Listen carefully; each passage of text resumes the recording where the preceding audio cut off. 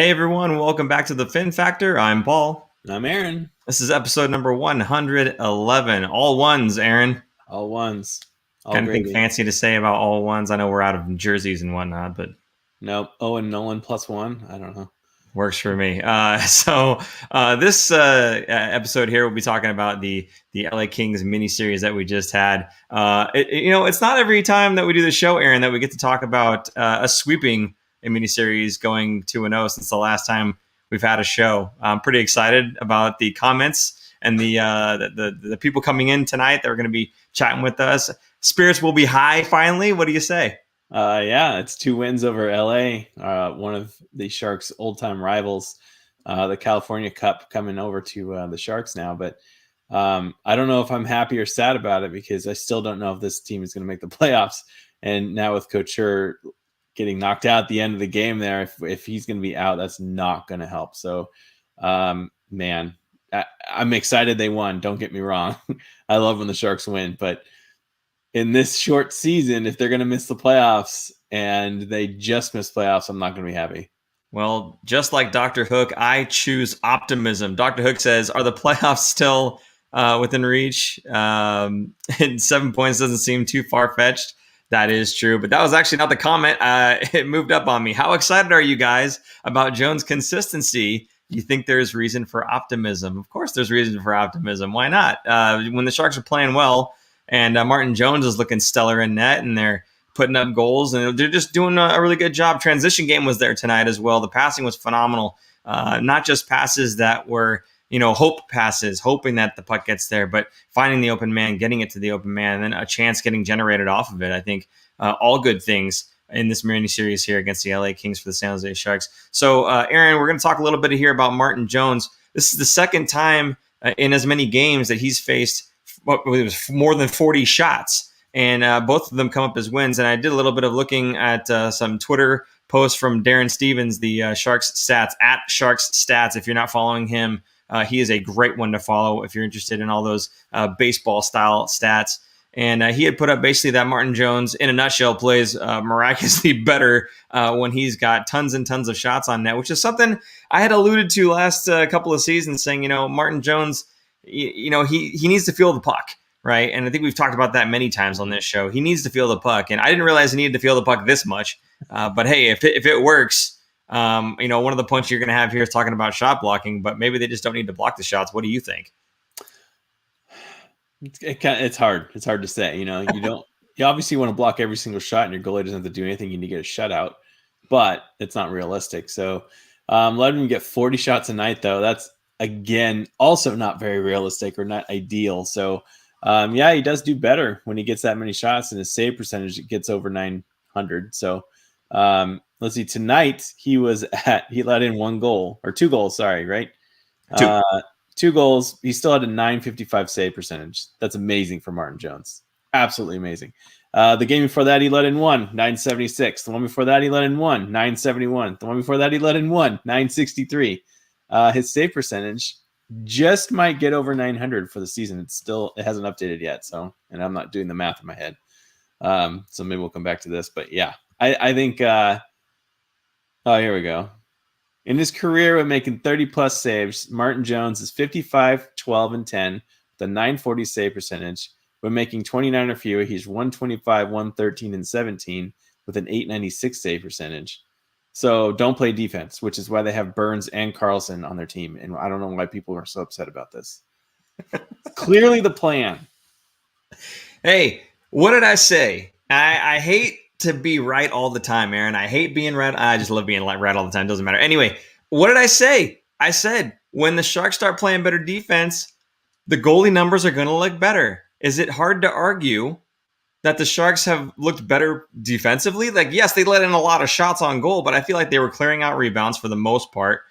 They were tough to play against in their zone for the most part.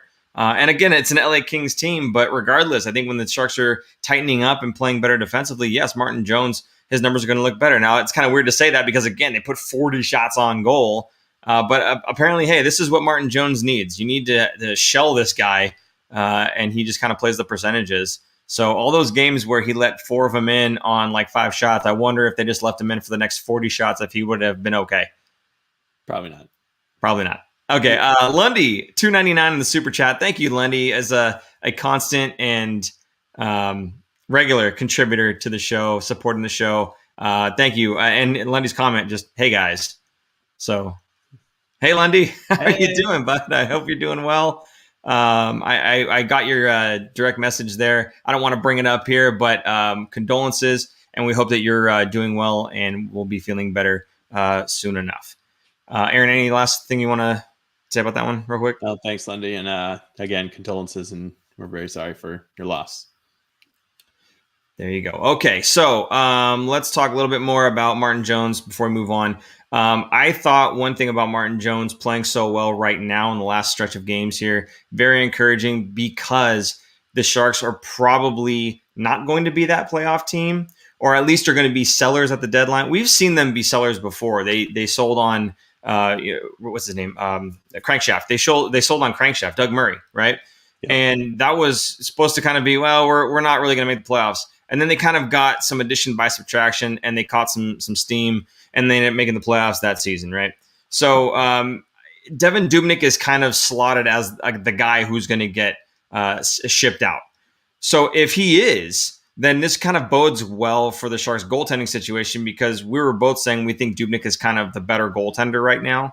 So if he's the one that's leaving because of free agency, because of the trade deadline, and because he will be a free agent coming next season and probably won't be re-signing with the Sharks, who are not that great of a team right now, then it's encouraging that Martin Jones is having a good time in net right now, that he's playing well, so that with Dubnyk gone, you can at least kind of go back to, okay, well, Jones is playing well right now. So it's just nice to see, not just for right now, but maybe for the future. If whatever Evgeny Nabokov is doing right now with Martin Jones, whatever Martin Jones is doing in his off time to get his mind right, the mental side of the game, because you could see him tracking the puck much better tonight. Whatever that stuff is, if he can continue to do that for the next few years to come, then it won't be such a blow to have Devin Dubnyk leaving by the trade deadline this season. Your thoughts on that, actually? Yeah, I don't know. It's hard to say, because I still think Dubnyk is the better goalie, but his contract is the better one to move, or will be at least able to be moved. There's going to be a team out there that's going to be looking for a veteran backup goalie going to the playoffs. Most likely a team that has maybe a rookie starter or not a very good backup going to playoffs, just in case that starter does go down either right before the postseason or during the postseason. So his contract is a lot more team friendly, and there's a lot of teams that are up against the cap. So unfortunately, Jones is going to be around for at least the end of this season, I should say, maybe into next season as well. But yes, always better that he's playing better.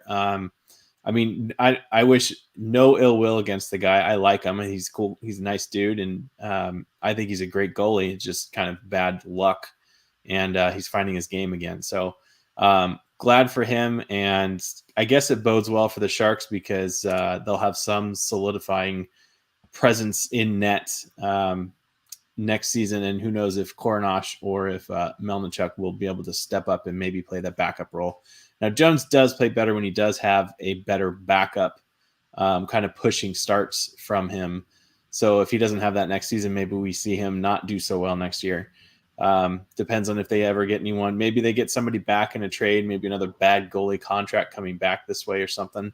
Who knows? So I still think the Sharks are going to be moving a lot of pieces towards the trade deadline. I also think it's going to happen before the trade deadline, not like on the day, because of quarantine issues with players going not just into the Canadian market, but all around are different rules and regulations on.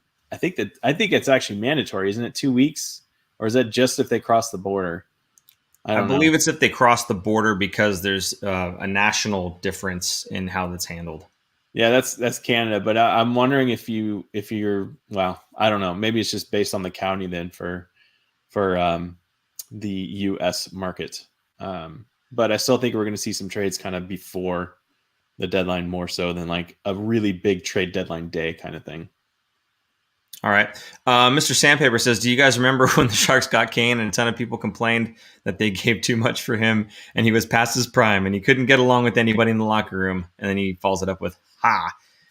Yes, I do remember that. And I remember being one of those guys who was kind of unsure. I don't want to say doubting him, but I was unsure just because of what I knew about Kane at that point in time. I certainly wasn't doubting his skill. Just wasn't 100% certain if he was going to be a problem in the locker room or anything to that. I'm very happy with Evander Kane. I think any Sharks fan has got to be pretty happy with his game. The guy's scoring goals regularly. And I know the $7 million, I believe, is the contract, and people were saying that's too high. It's right on the money. No pun intended. It's right on the money for what he's worth. I think the guy is worth every penny of that $7 million contract. And yes, he's got it for a few more years. And of course, the play will eventually decline. But I think you pay the player what they're worth. And I think we paid the right amount for him. And he's certainly living up to his contract, at least right now. We'll see how it goes in the future. But for now, I'm more than happy with Evander Kane and his play so far, especially tonight. He did a great job tonight. Another guy I'm very happy with, unfortunately, went down tonight was Logan Couture right at the end of the game. 2.5 minutes, I believe it was, left in the game. Kings pull their goalie, Peterson, and Logan's got the puck center ice. He's trying to shoot it towards the empty net, and Carter comes over. Now, I don't think this was malicious. I don't think it was targeted. I don't think it was intentional, but it looked like a butt end to the jaw. They were saying on the broadcast that maybe it was the shaft, and then on a different angle, it looked like he didn't even get his glove or a stick up that high in the first place. But there was a certain angle where you see it, and it looks like he's got the glove high enough. And for Logan to react like that, the way that his head snapped and he fell down, and that's more than just a glove. I feel like the butt end of the stick was right there and probably caught him on the chin there. So he gets carted off, not carted, but he gets helped off the ice, we'll say, and doesn't return. Again, only 2.5 minutes when you're up by 2 goals. Well, I wouldn't expect him to return anyway, but probably got wheeled off for the concussion protocol. Aaron, what do you think about this whole situation? I know it can't bode well for the Sharks going forward with Logan out, but who knows how long he's going to be out. It might just be for this game, and he's fine. Yeah, I don't think so. I think he looked like he got knocked out when you look at the replay. He was not quite unconscious completely, but his mouthpiece fell out, and it fell to his side, and he was reaching for it as if it was still in his teeth. Like he didn't know where he was. He definitely got knocked out. I think the butt end, he did get a butt end in the side, and it probably cold cocked him. Didn't see it, knocked him out maybe slightly, but not completely out. Thankfully, because it could have been worse. His head could have hit the ice as he was falling down if he got knocked out completely. I don't think Carter was doing it on purpose. In fact, I don't even think Carter realized what happened, because when he went to the box, he was like, it was just a hit. Like, I didn't do anything. It was a shoulder to shoulder. And on the replay, even me, I was kind of looking like, what is going on? Because he's not diving. He's clearly knocked out. And it was hard to see just on the angles that they had, at least on the replays that we saw. I don't know if the NHL will have better replays or other camera angles, but if it was a butt end to this face, that's a very dangerous hit. And unfortunately, Logan Couture has a past history with many concussions earlier in his career before he was in the NHL, to the point where he almost didn't even make it to the NHL, or people were questioning if he was going to ever make it to the NHL because he had so many head issues and concussion issues. He is an advocate, and I forget the name of the foundation that he has, but he is an advocate for concussion. What do you call it? Research. So it's very much a problem with him, and I hope it is not a long-term thing. I hope he does recover well, but with concussions, that is the absolute question mark. Nobody knows how long. I mean, we've seen Sidney Crosby sit out an entire season because he couldn't even get out of bed. So it's very different for everybody, and I hope Logan does not have those kinds of problems. It could be very scary, or it could be absolutely nothing. But he definitely had the glazed look, and he was knocked out a little bit. So I hope he does. I hope he can come back and doesn't push it too hard and make it worse, or have it linger through until next season. So it's unfortunate, because the Sharks, if we've talked about before, when Hurdle is out, when they're missing one of those top 6 forwards, they are not a competitive team anymore. So they really need him in the lineup. Nick Weeder agreeing with you there, says he got rocked, and we certainly do wish Logan all the best and a speedy recovery. If it is more serious, then I hope it is. Scott Kemp saying it was a clean check. I think Cooch is fine. I'm hoping you're right, Scott. I think it was, like Aaron said, it was an unintentional hit there. I think he meant to make a clean check, but it just looks like the butt end might have come up and hit him in the chin there. It was kind of a freak accident. I don't think it was it wasn't a dirty hit at all. It was just kind of a freak accident. It just happened. And it had to happen to a guy who has concussion histories, which when you have one and you get another, it gets, exponentially worse, which is why I'm a little worried. In fact, if someone remembers what the name of that foundation is, Logan Couture's Brain Research Foundation, please go ahead and type in the chat. We'll bring that up in case anyone else is interested in checking that out. On that same topic here of being in the game and the Sharks not having the depth when one of our top two centers is not in the game, are the San Jose Sharks in the playoff hunt still? Now, there's a couple ways you can look at this. You can look at our current record and say, no, absolutely not. And our current position, our current standing, and say, absolutely not. You can also look at the upcoming games, okay?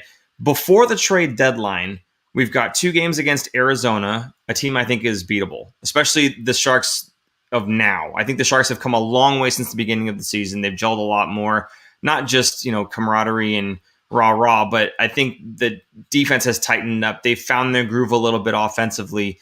They're finding each other more on the ice than they were in the beginning of the season. I think this is a different team than when we started, 20-something games ago. So we look at the teams that they're playing up against before the trade deadline now. Okay, you've got 2 games against Arizona. You got 2 games against Minnesota, who is streaking right now. They are a phenomenal team, and that's going to be a hard-fought battle.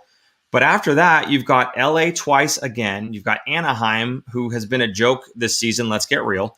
And then LA 2 more times. And then Anaheim once again on trade deadline day. And you have a second game against Anaheim 2 days after the trade deadline, which again, those last, 6-7 games are all very winnable games for the San Jose Sharks. That should be 12 points that if they play well against the other Southern California teams, those 12 points should be in the bank. So you start looking at what's this team maybe capable of here, and is it possible for them to maybe make a push after that trade deadline for a playoff position still, because they could garner or gather a whole lot of points right up until the point where the GM needs to make that decision and pull that trigger. Now, I think trades are going to happen before the trade deadline anyway, but this puts them in a very interesting position right now, being in 7th out of 8 in the division and thinking, gosh, you know what? Looking at the schedule, we might make it. So I don't know, Aaron, what do you think? Is this still a playoff team, or are they just too far gone?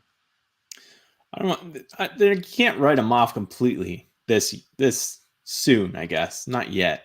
To me, I just don't think they're deep enough, and that's their problem. For a good playoff run, you're going to need a deep team, a healthy team, and right now the Sharks are neither of those. So they do have 9 games left before the trade deadline, and that's 18 points right there on the table. Now, the good thing about those points is you're playing the division. You're always playing the division, so you're going to be jumping over teams and catching up to teams, most likely if they're ahead of you, And for the Sharks, they're going to play Arizona twice, Minnesota twice, LA twice, the Ducks, Kings again, and then the trade deadline. So, they could put themselves in a good spot.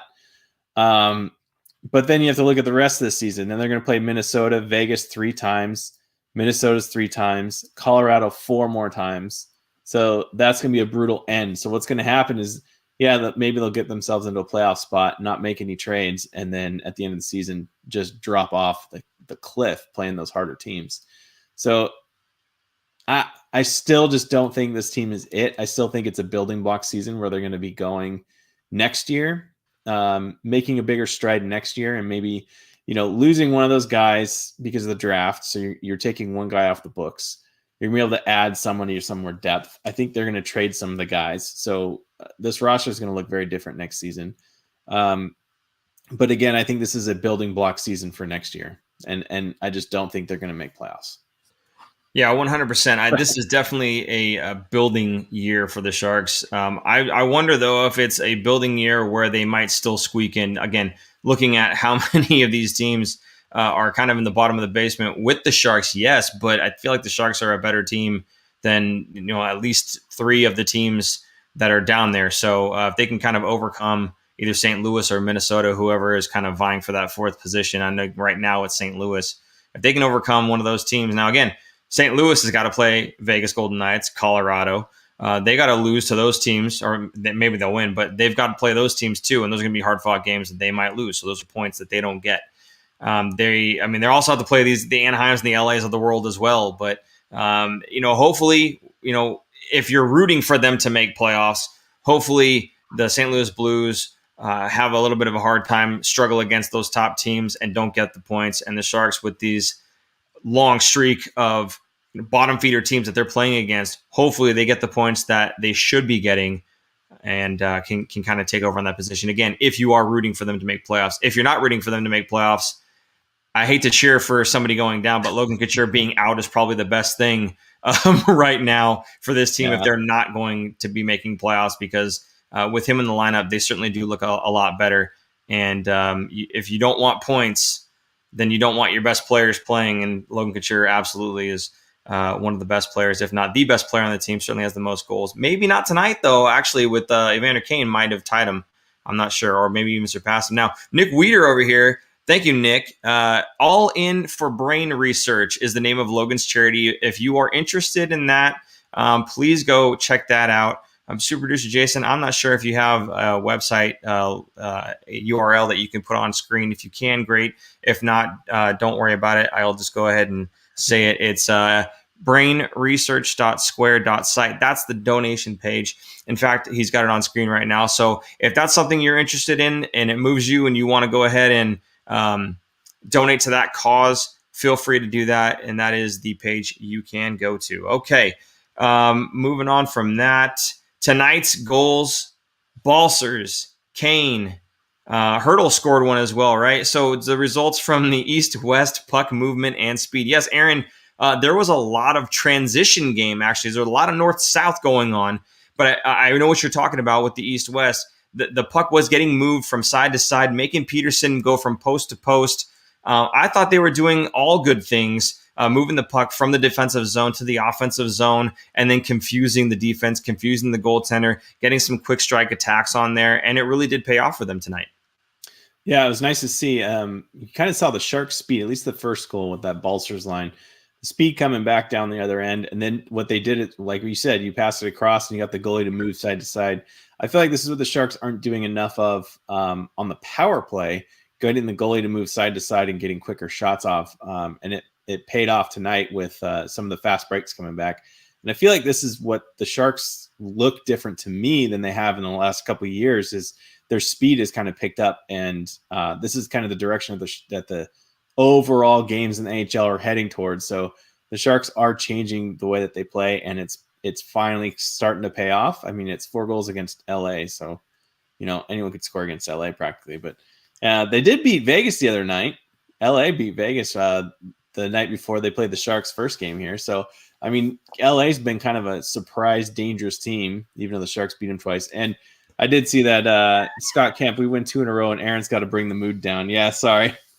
Sorry about that. No, it's great. It's great the Sharks win. I love when the Sharks win. Don't get me wrong. I love the Sharks, and I love watching them win. So it was a good game tonight, and it was also a good game on, was it Monday night when they played the first game?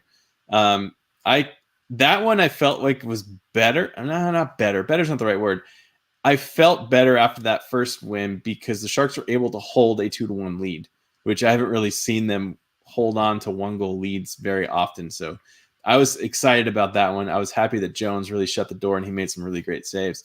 And again, tonight, it was 2-1 going into the third period, and the Sharks scored 2 quick goals right at the beginning of the third period, which is amazing because we never really see the Sharks score in bunches. We always see them get scored on in bunches. So I was kind of waiting for the other shoe to fall off until towards the end, and then Couture got hit. So there you go. There's your Debbie Downer moment. Couture going down. Thanks, Aaron. After Scott Kemp had said that, by the way, Sonic Tonic followed up with, right, Scott, let's celebrate a little tiny bit, eh? Yeah, then Scott said, our own little party. Aaron's not invited. Thanks. Sorry to tell you guys, but we're kind of hosting the party. He has to be here. I mean, we could bring Marshall back, but right now, at least, Aaron's here. There you go. Bring Marshall back. There's a comment from Brian. Should the Sharks push for a playoff spot or push for a high pick? Now, the Sharks would never tank. They would never purposely tank where they're playing non-starters, and like nobody does that in the NHL, except maybe Ottawa and Detroit, because they have terrible teams. But the Sharks I just can't see them ever doing that. And I mean, look at like one of the I think the teams that Doug Wilson likes to model after is Chicago. Chicago won a couple cups, and then they kind of got into trouble with the salary cap, kind of like the Sharks. And instead of doing a blow up, they're not trading Patrick Kane. They didn't trade Taves. They kind of kept their core guys around, even Duncan Keith and who's Seabrook, who just retired this year. They kept those guys around and kind of retooled and reset. And I think that's what the Sharks are. That's what Doug Wilson's shooting for, is kind of the Chicago model. Now, the Sharks obviously didn't win any cups, but they definitely had their chances and could have in the last 15 years with the Joe Thornton era here. So I think we're going to see more of that than the, I don't know what you call it, the Ottawa model, where they trade everybody and get all kinds of picks and then have all this hope for the future, but still are a terrible team. Same with Detroit. Detroit traded away a lot of their guys. They lost a lot of their guys, and they've been garbage in the bottom of the barrel of the league.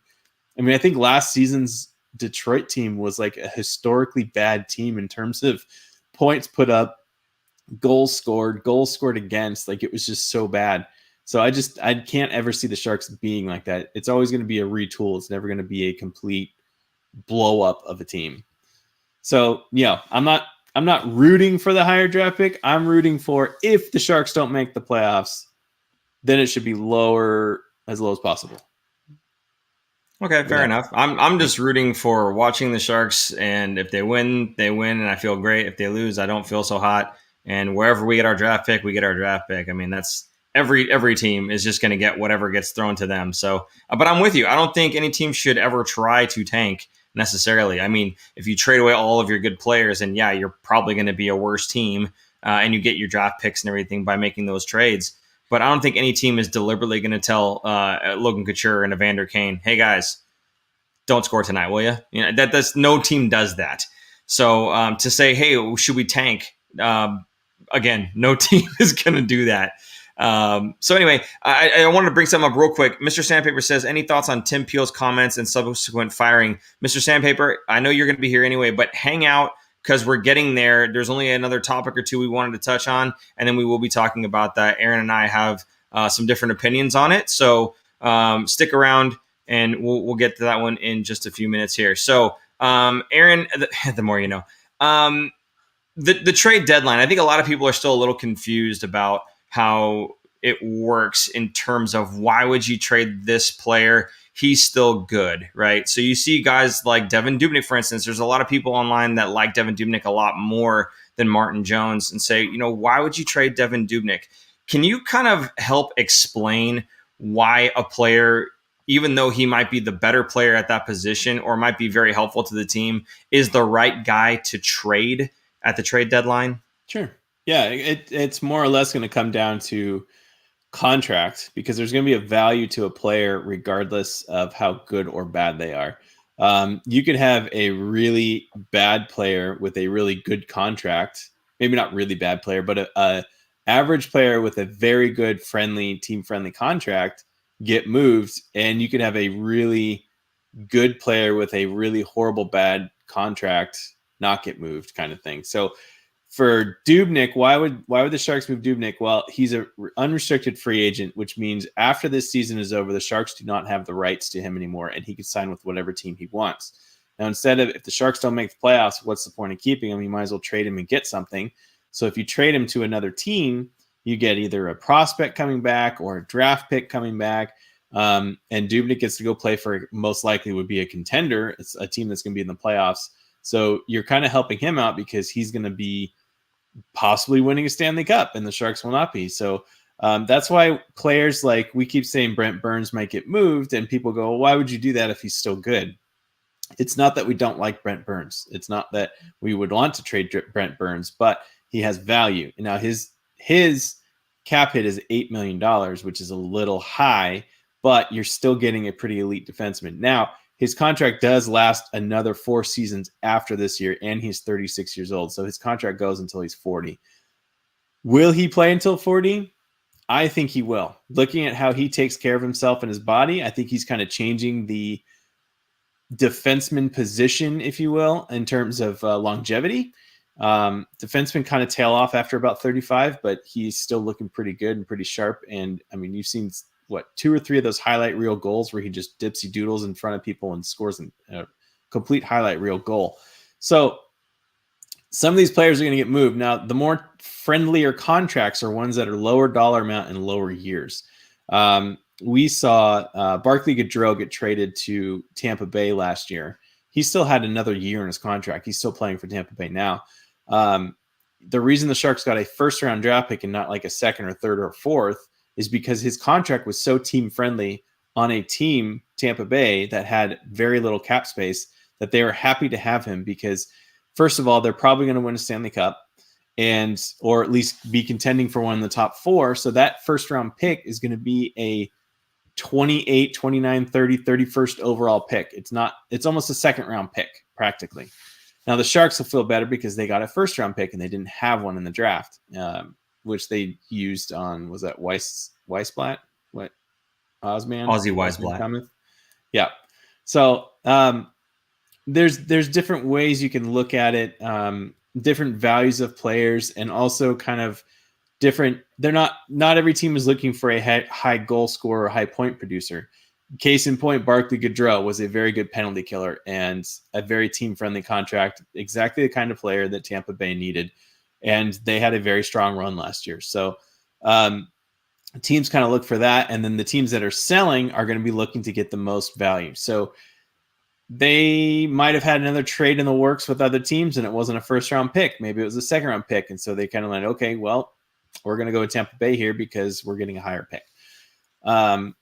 You never know what's going to happen. You never know what's already kind of in the works as well. There's not really a lot of rumors that come out of San Jose that are legit. Doug Wilson does a very good job of keeping that covered up in very, very private conversations with other GMs. There are other GMs in the league that like to leak stuff into the media. So you probably, if you read any websites that have any kind of trade rumors, especially about the Sharks, it's definitely not coming from the Sharks. It's probably coming from the other team they're talking to, or it's completely made up. So going to the trade deadline, be careful on what you read and don't put too much stock into things. It's not like any other sport, baseball, basketball, football, all these trades, before they happen, they're always leaked to the media like a good day beforehand. So everybody already kind of knows what's going to happen. Hockey is not like that. Hockey kind of is a little bit more surprising, I guess.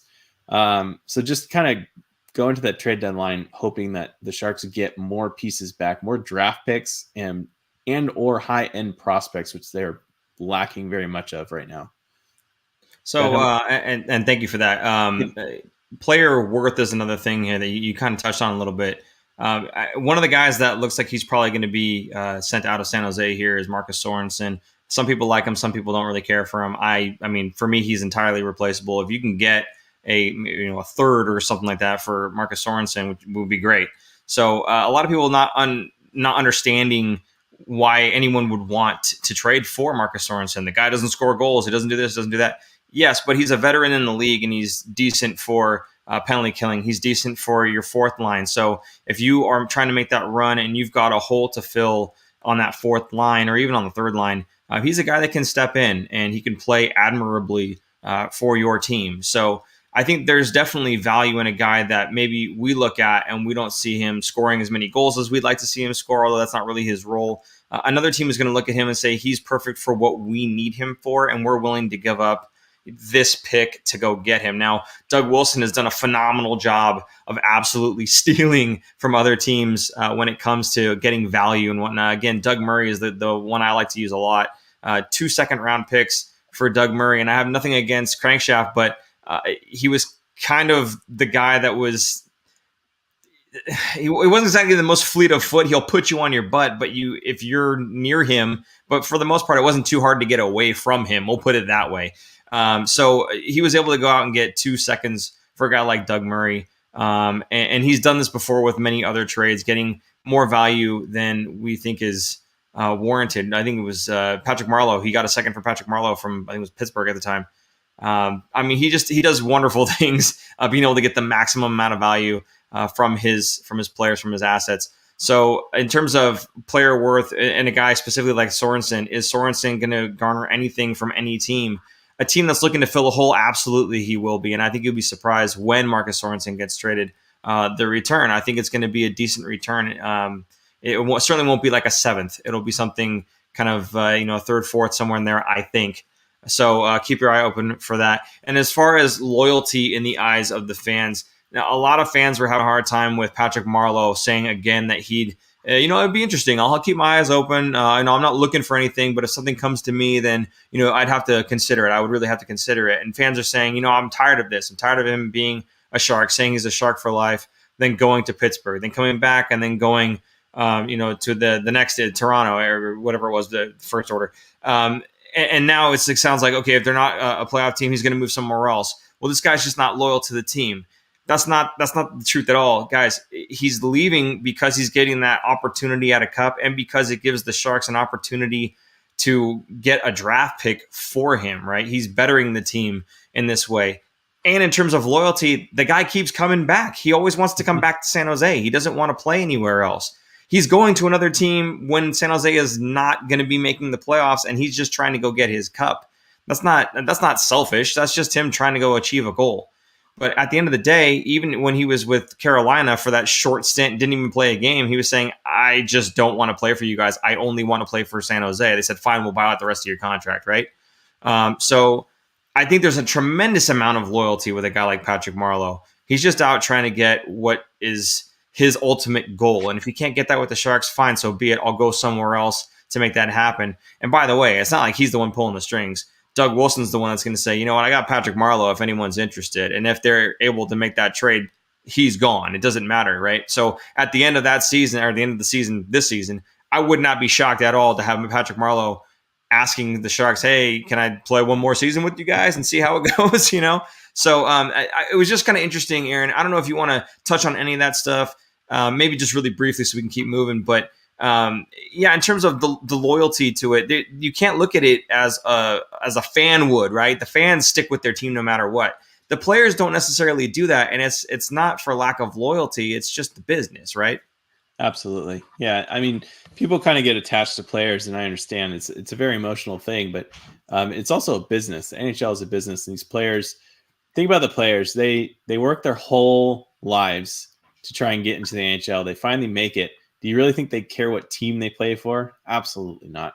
Most kids, most players are not playing for the team that they grew up rooting for. They're just going to be happy that they're getting paid to play a game. So they're going to go anywhere they can go.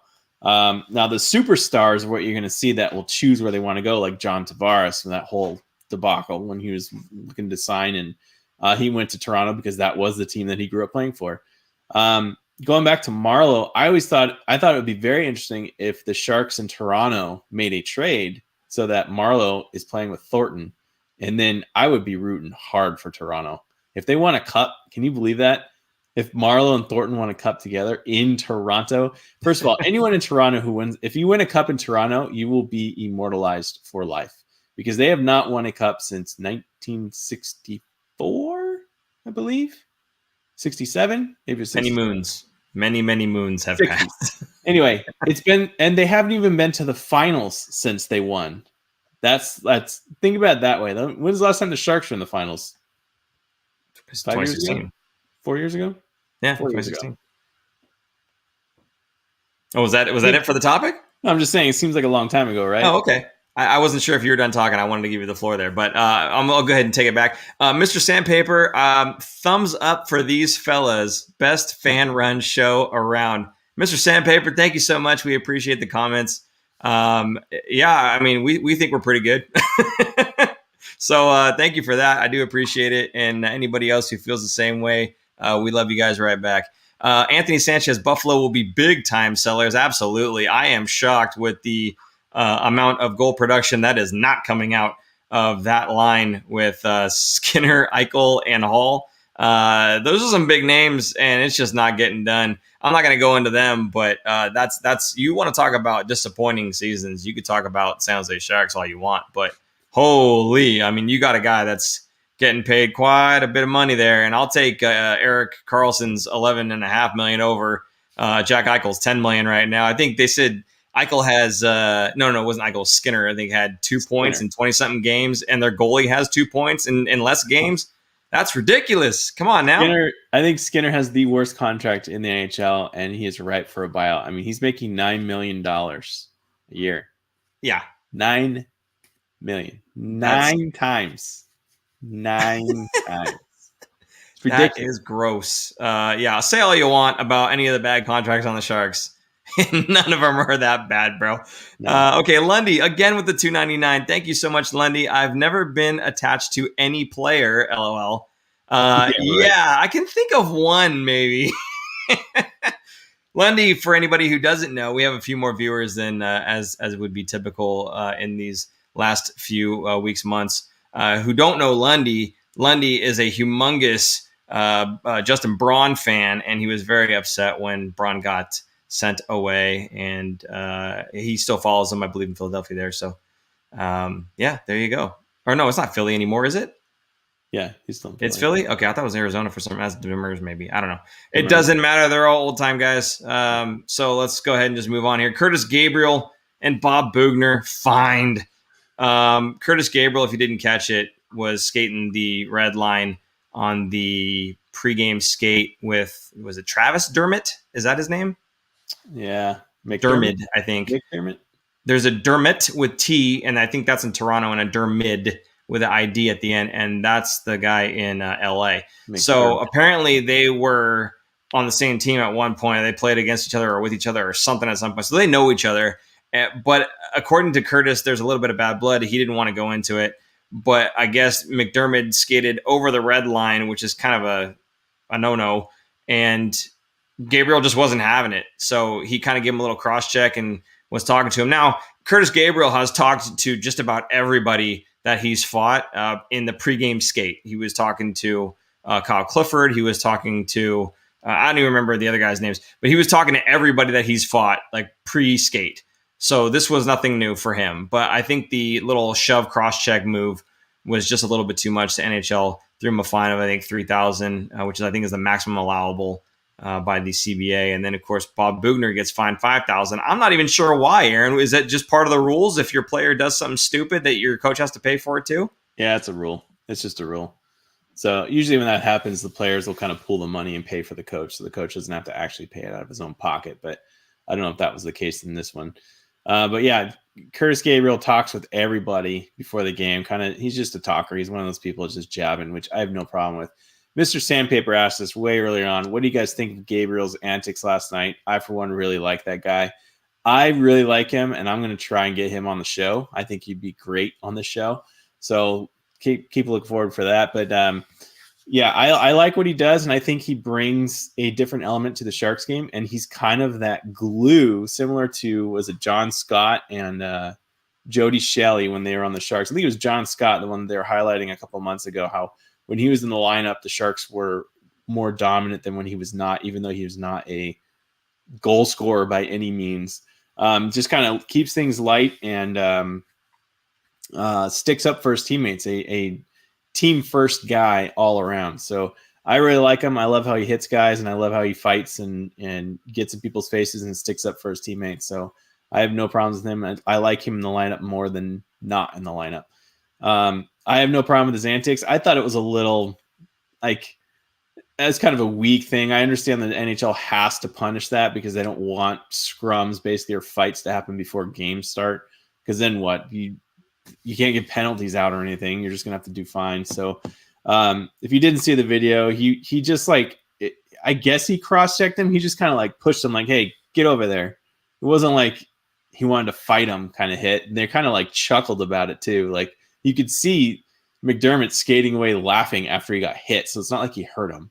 But yeah, part of the fine goes to the coach so that it kind of hurts the coach, and the coach kind of keeps a leash on his players, I guess, beforehand. That's kind of the thinking of it. But all that money I think it goes towards a charity or something. So it's not like it's all completely lost and the money's going to go to a good cause. So I'm not too worried about it. I don't mind seeing Gabriel do that. In fact, I think it's hilarious. I think it makes a good bit, and it's kind of funny. Kind of old school hockey in a way, coming back. Yeah, I mean, especially if it goes to a good cause, no better guy to be fined than Curtis Gabriel. Curtis Gabriel is one of those guys who's very into social justice and charity and those kinds of things. So really, really good to see his energy. I think he's an energy producer on the ice, and he's a guy that makes defensemen actually think twice. So, to go out there and run guys around and smash them into the boards and whatnot, you got defensemen looking up and throwing hope passes because here comes Curtis. So, again, I think he's good for the team, good for the lineup, and I don't think that position or that role is dead quite yet. He brings a lot of energy to this team, and they feel a lot more confident around a guy like Curtis Gabriel or a guy like John Scott, like you had mentioned. They played better with those guys in the lineup, not because they're goal scorers, but because the confidence level goes up. They can go out there with a little bit less worry about what the other team is going to do physically on them, because you've got a guy who's ready to answer the bell. In fact, we're going to do a roll call right now, and we're going to say, where are you watching us from, as well as, do you like Curtis Gabriel? Maybe let's say, do you like him and why? We'll get a little bit of conversation going in there. That'd be cool. So, personally, I like the guy. Again, I'm not expecting him to score any goals. That's not his role on this team. And he knows what his role is, and he does that role quite well. So, yes, energy producer, as Kellen Foster just said, kind of like Sorensen. No, Kellen, you're wrong. Not like Sorensen. Oh, why are you tormenting me with Sorensen, man? He's getting traded either way. It doesn't matter, okay? So, the best thing Sorensen can do for this team right now is give us the draft pick. I think that's what it's going to come down to. And do you remember when John Scott scored goals? He printed a T-shirt of himself celebrating and wore it. You remember that? I don't remember that. It was a picture. It was just a plain white T-shirt with a black and white picture of him celebrating the goal that he had scored, because he was just like so excited. I hope Curtis Gabriel does the same thing. That is excellent. No, I do remember one of the goals he scored, and the net came off, and then everybody wanted to fight, and he got real serious for a second there, and he was like shoving guys away. Like he just scored, and then he had to get back into fight mode.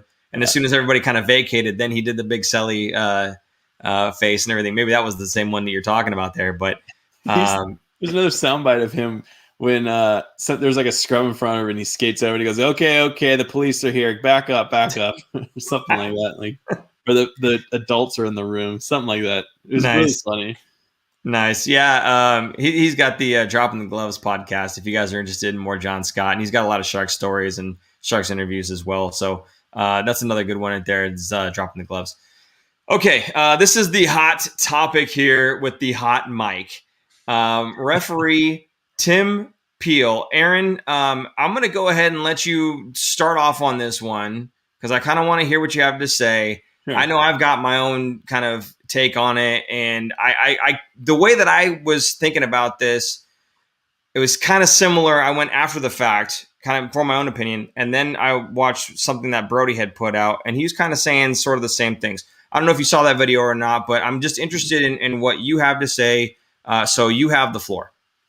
All right. Well, first of all, the incident. It was yesterday's game in the Nashville, and I forgot who they're playing against, but they came back from the break, and he was caught with a microphone on the feed, and he basically was claiming that he wanted to call a penalty against Nashville early on in the game, even though the penalty that he did call, that tripping penalty, wasn't even really a tripping penalty if you look at the replay.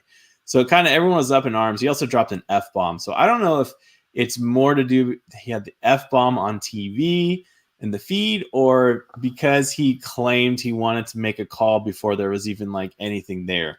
You know what I mean? So it's kind of it kind of threw everyone for a loop of like, especially now that betting is a thing in the NHL and they've embraced betting in Vegas. I think they kind of wanted to distance themselves from him. However, Tim Peel has been a terrible referee in the NHL for years. He's had so many calls that have just been super controversial and terrible. And then something like this happens. It's kind of like, oh man, no wonder why he's so bad.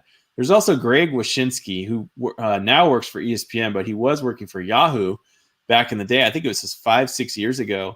He used to write a whole series about Tim Peel and how terrible he was. and he randomly ran into him in a bar.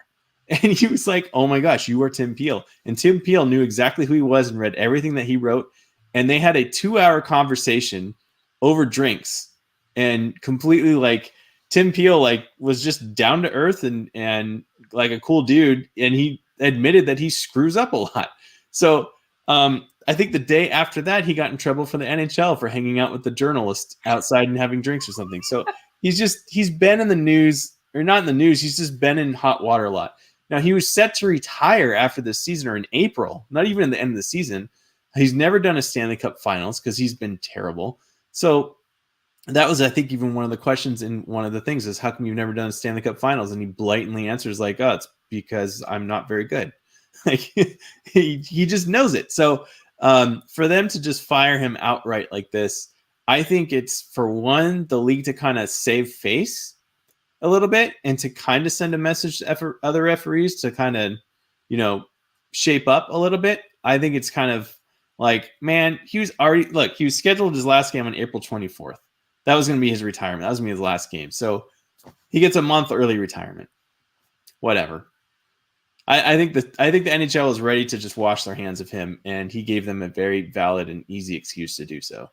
And I think it was warranted. I don't think he was very good. What do you think? Okay. So regardless of whether or not you think he's a good referee or a bad referee, the NHL had employed him, and he was set to retire, as you said, at the end of this season. So it's not like they didn't want him around and they were kicking him out. They thought he was good enough of a referee to keep him around. So whatever fan or journalist opinion of him, it's obviously not quite the same as the NHL, because if they had a problem with him, they would have let him out the door a lot earlier.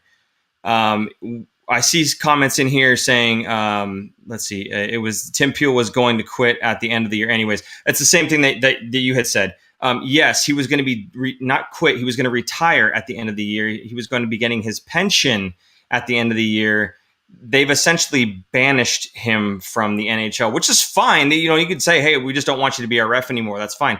But imagine if you worked at your job for 20 years or whatever it is, and then months before you're going to retire, they fire you when you don't get whatever should be coming to you in retirement. That's essentially kind of the same as what happened right here. I just feel like that's not right. Again, you've had this guy who's been a referee at the professional level, and especially in a time in COVID, he's a guy that says, you know what, I'll go out there and I'll ref, while other referees maybe wouldn't have said that. I'm sure a lot of them would have, but he was one of the ones that said, yeah, I'll do it.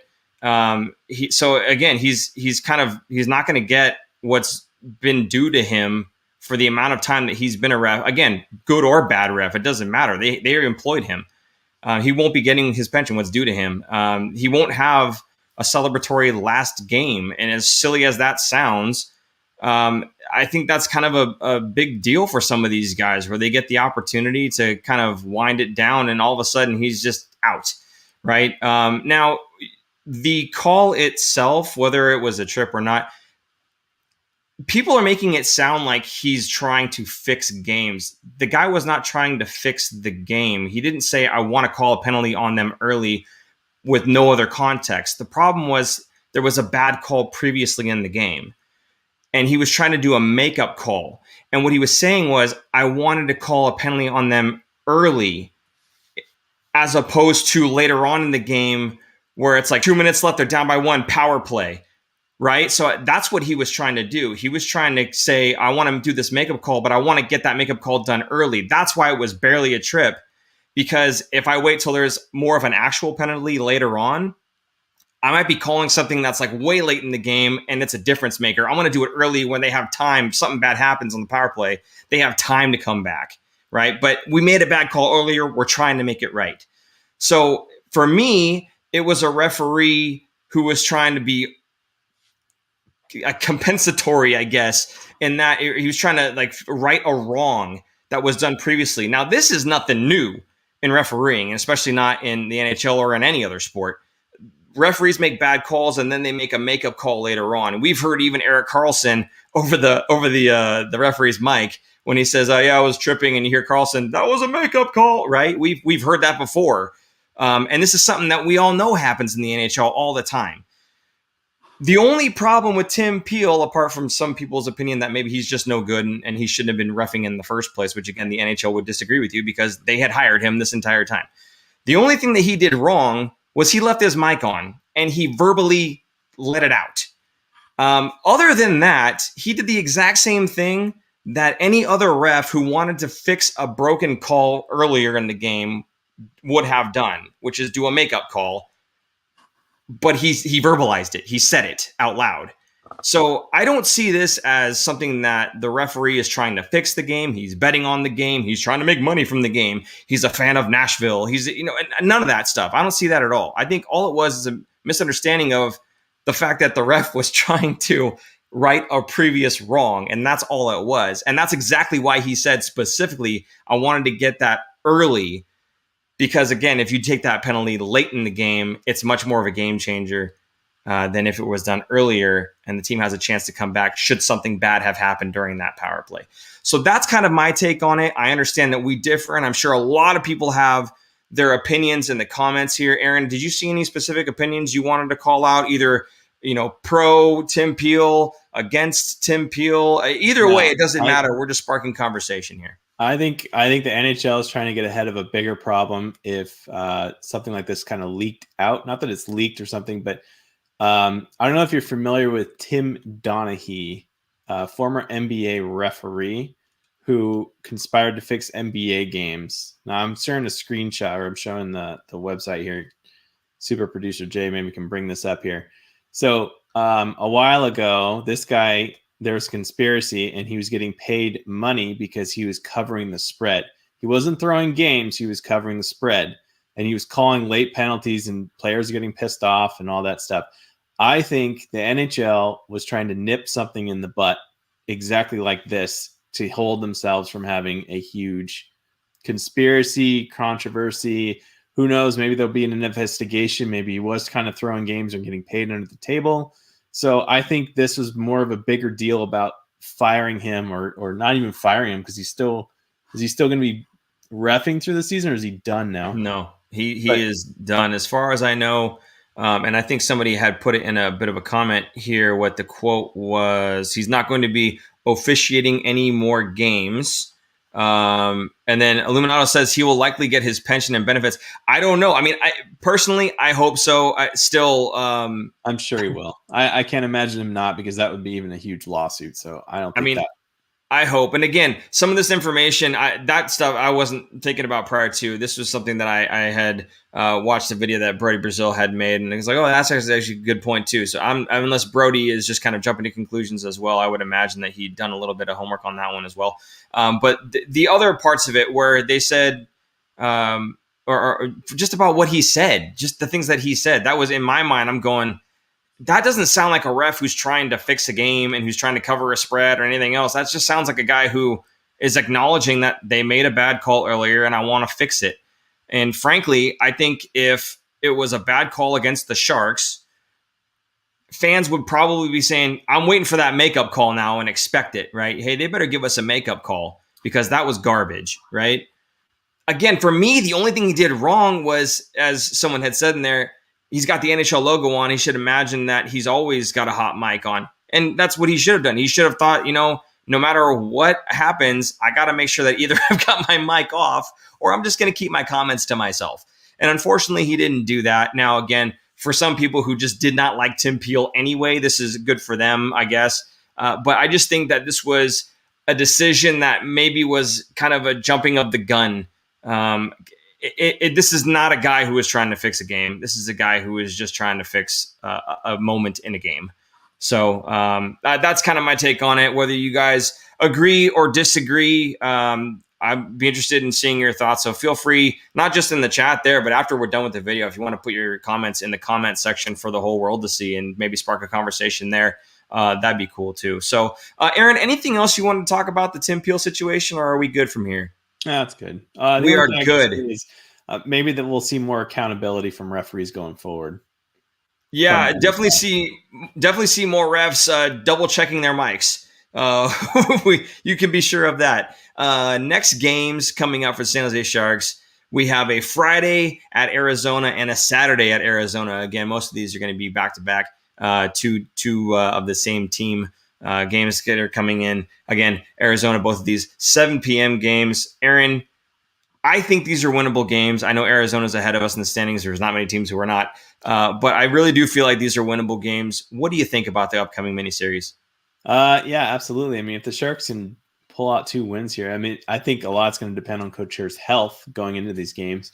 And since it is away games, it'll be telling if he gets on the plane or not. How about that? And they'll probably be leaving tomorrow. I don't think they're leaving tonight. So if he's on the plane tomorrow, then all things are looking good. If he's not on the plane tomorrow, he's going to be resting, and it could be maybe just these 2 games, maybe not, because they're going to play Minnesota at home on Monday. Yeah. Now, I want you guys to take a look at the schedule real quick and look at the ridiculous amount of games that this team has had to play and put together. Now, every single Friday, Saturday until the end of the season is a back-to-back. I believe also against the same teams, back-to-back. Yeah, so there you go. Super producer Jason helped me out here. Thank you. It is an insane schedule. I don't know that all the other teams are. I mean, they must, because they have to pack in the same amount of games in the same amount of time. So, I mean, they must have just as many. But my goodness, this is just, I mean, 4 games in 6 nights, almost every week. That's a lot to ask for. It's a tall order. I think a little bit of credit needs to go to this coaching staff and to these players, regardless of what the outcome of these games are.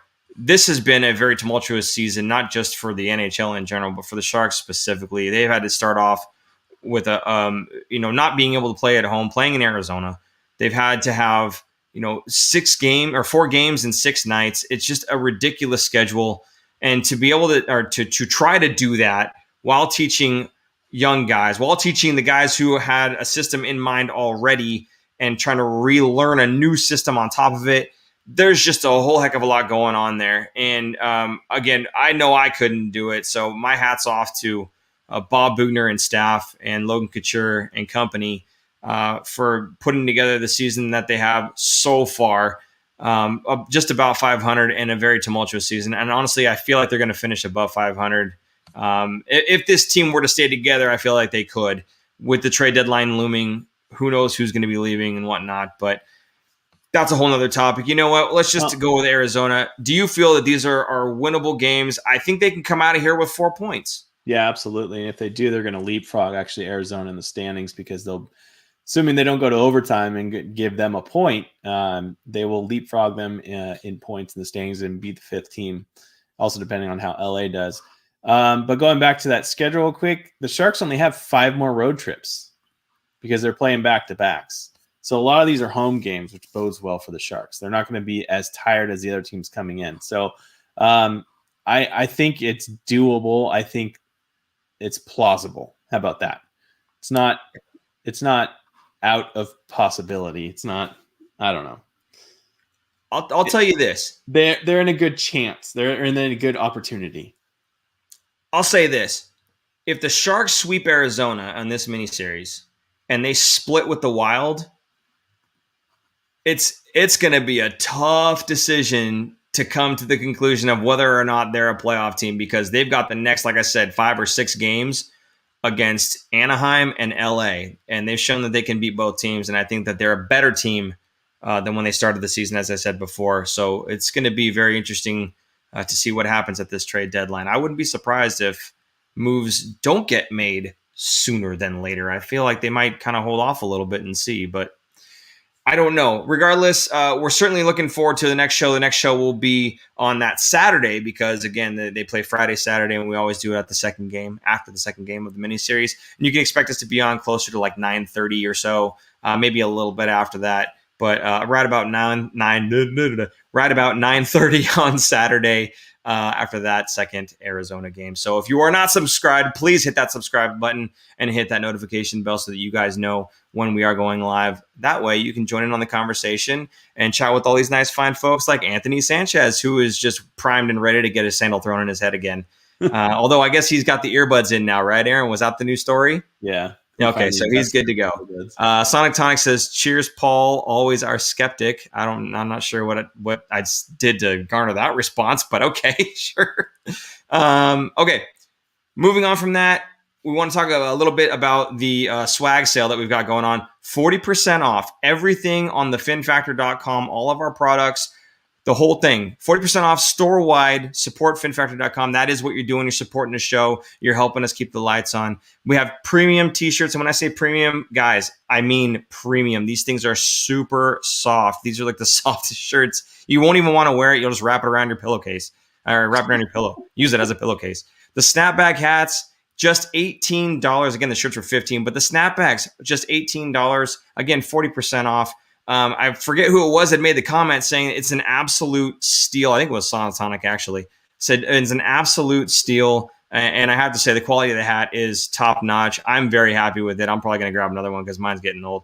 The sticker packs, $3. Now, again, the sticker packs, you get 3 of them. So it's basically $1 a sticker. And they are nice stickers. They stick very well, I guess.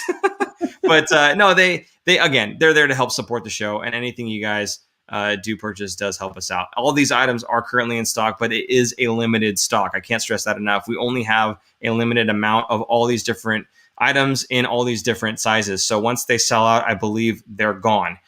We are looking at maybe going with some other products in store, but we have to move some before we can add some. So again, 40% off store-wide, thefinfactor.com. Everything is priced as marked, which again would be 40% off all the way through April 12th, which is, of course, the trade deadline. Sharks want to reset. FinFactor wants to reset. So there you go. Visit that. We've got a few people, actually. We just caught some emails saying they made a sale. So a couple of people are picking up the swag while it's still available. Good on you, because I don't think we're ever going to get the price this low ever again. And it's really comfortable stuff. Aaron, anything you want to say about that? No, it's good stuff. And my it's not, thanks. The more you know. Now it's how long has it been now? 3 years, I think. Yeah. And my shirts are still in pretty good shape, and so are my hats. I don't wear mine nearly as much as you do, so I don't sweat through as much. But very good quality stuff. We didn't buy any cheap stuff. That was one of the requirements when we decided to get some swag. I said I don't want anything cheap, because when I wear it, I want to be comfortable in it. So we did not skimp. I have had the same FinFactor sticker on my iPad case for almost 2 years, I think now. 10 out of 10, much stick. I never thought that there could be a 5-star review for a sticker. Sonic Tonic, you have managed it. Quite the feat. You get the Xbox achievement right there. Okay, the last thing here, hockey is for everyone. Sure, again, we're promoting this thing because we believe in it. Hockey is for everyone t-shirt, limited edition. It benefits Silicon Valley Pride. Sizes come in small, medium, large, extra large. It's $10 for shipping should you choose to have it shipped to you. However, if you live in San Jose or you're fine with making the drive, pickup is available at Solar for America Ice Pro Shop. There is limited availability in March 2021 or until they are sold out. And they are nearing the end of March, of course. So please make sure that you go to sjteamshop.com. These shirts are just $29.99, and they are phenomenal. Very comfortable. Aaron's holding his up right now. Hockey is for everyone on the back. 21, of course, 2021 with the Pride colors all over it. Aaron, what do you think about this shirt? Have you worn yours yet? I haven't even worn it. I have mine hung up. I want it pristine. I want to have an event where I wear mine. So how about you? I'm going to wear mine this week, but I need to wash it because it got really wrinkled. Oh, okay. Can't have wrinkled shirts. It's no good. I will say this. The FinFactor shirts, hard to wrinkle those things. I'm just kidding. They wrinkle like any other shirt, but they're comfortable, people. Okay. I think we're done with the show, guys. Hey, hopefully you guys had a good little week here. I think the Sharks played well, at least in LA, and brings our spirits up. It's always nice when the Sharks play well and we get to have some nice comments going in the chat there. So again, thank you guys for contributing to the chat. Lundy, thank you so much for your super chats, buddy. You are a constant contributor. We got to think of something nice to do for Lundy here. Maybe we'll have like a Justin Braun special show or something like that. I don't know. Probably not. But oh wait, hold on. Is there a picture? Do we have a picture? That's Did you me? want to? Yeah. No. Okay, good. I'm gonna get some more. I saw the comment Lundy here. As soon as I said Lundy, it says Aaron's hair also help keep hat clean longer. Oh, your hair keeps the hat clean longer. Yeah, when he uses that Mr. Clean to Not shine true. that thing up, it does. It gets the ammonia on the inside of the hat and cleans it up. It's not true because I have no hair to soak up the sweat, so it goes straight to the hat. Okay, Scott Kemp, I'm going to answer this question for you. When will the Fin Factor go back to the old studio setup? Miss seeing all the decorations. Okay, couple things about that. One, we will not be going back into studio until both of us probably have the vaccinations, which means till I have the vaccinations, because Aaron, I believe, has already got one because you're an essential worker. I am. Do you want to tell them about the essential work that you do? I work for a distributor of booze, and we are very essential because if people can't get their booze, there will be riots. So we are considered essential. Think about that. Truer words never spoken, my friend. Well done. I think second to food is alcohol. So very important in the food chain business. So I've got my first one. I get my next one in 2 more weeks. Good stuff. But so season we'll be back in the studio next shark season. Hopefully next season, yes. That I'll have it available to me, and then we can get back in the studio. Although super producer Jason probably needs that as well. I don't know if he's got his or not. Doesn't matter. Anyway, yes, that's when we'll be back in. That's the first part of that answer. The second part is you miss seeing all the decorations. We may or may not be changing our studio when we get back. It kind of depends, again, on a specific area, a specific studio area. Here we go. New set design has been in the works, but was paused with the pandemic. We also have upgraded some gear. Yes, we have upgraded some gear. So hopefully we will sound and look, well, probably sound the same, actually. I don't think we got that new gear, but we sounded pretty good in the first place. We'll probably look even better, and you'll get less crotch shots than you did before, right? You remember the crotch shots? That was our first season. That was bad. First 5 episodes or so, first 10 episodes. Oh, yeah. We've come a long way, buddy. Hashtag less crotch shots. Thank you, super producer Jason. Okay. With that, I think we've officially gone off the rails, but yes, I'm looking forward to next season as well. Be sure to tune in for us. Again, if you guys aren't subscribed, we do not hit you with a whole bunch of garbage. We only tell you when we're going live, and we only tell you when we're having a show. No way, I work for a winery. Let's be friends. Sonic, you don't have to be friends with just the guy who works as a distributor because you work for a winery. You can be friends with me because you work with a winery, and that's totally fine too. So just saying. You do the distributing. Okay, no, you do the wine. Aaron will do the distributing, and I'll do the consuming. How's that sound? Paul only drinks white Zin, though. That is not true. That is a lie. And if I could punch you through this thing, I would. That is a lie. All right, the new show will be in an actual Shark Tank. No, highly unlikely. Okay, thanks, guys. Take care, everyone. Yes, Sonic Tonic, take care of yourself. White Zin for Paul. No, get out of here. I like the Cab. I like the Merlot. Hater. Okay, guys, again, thank you so much for your comments. Thank you for showing up. We know in a bad season, it's hard to keep the conversation going sometimes, but nights like tonight, where we get to talk about 2 Shark wins in a row, it's certainly a lot livelier in here and a lot more lighthearted. So we appreciate you guys. And I guess that'll do it there. Aaron, any last second words, things you... Nope. Okay, good. Aaron doesn't like you guys as much as I do. That's why I do all the thinking. For super producer Jason, I'm Paul. And I'm Grumpy Aaron. And we will see you guys Saturday night with less grump. Bye-bye. Bye. Thanks for tuning in. If you like this episode, check out our other content, especially interviews. You can interact with us directly through social media at The Fin Factor and on Instagram at Fin Factor. And don't forget to join our live streams on YouTube. Visit our website at thefinfactor.com, where you'll find all of our episodes as videos or podcasts. You'll also find our exclusive merchandise to help support our show.